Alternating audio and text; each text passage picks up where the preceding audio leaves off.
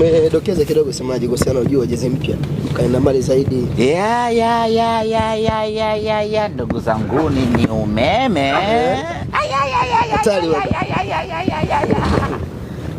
Bwana Jerut kafanya balaa. Na ulizibia wewe semaji. Jezi mpya msimu huu. Ukichukua jezi yetu mpya ukaiweka juu ya bahari ya Hindi, bahari ya Hindi inaganda yote, inakuwa kama ya kwenye Titanic, unapata mabarafu.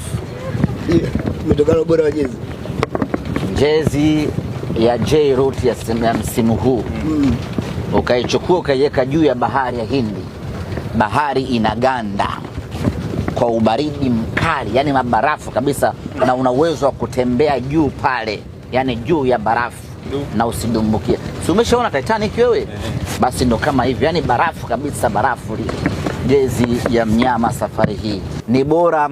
Ukose kila kitu kwenye maisha haya, lakini usikose jezi ya Simba msimu huu. Ndugu zangu, nimeiona kwa macho yangu mawili na nilivyoiona nikapoteza fahamu.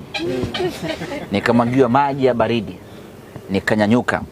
Nilivyonyanyuka nikaitazama tena, nikapata kama kausingizi fulani hivi, ganzi ya mwili. Nikaamshwa, nikaitazama tena, nikaona kama macho yanataka kutoka yaingie kwenye jezi ile, yaone yenyewe. Macho hayaamini kama Jerut ametengeneza jezi ya kiwango hicho. Yalikuwa ni maajabu makubwa kweli kweli. Yani hakuna kipindi mimi nimeona kitu kizuri kwenye maisha yangu kama hiyo siku nimeona hii jezi ambayo Jerut ametengeneza safari hii. Ni jezi yenye quality ya kiwango cha hali ya juu sana.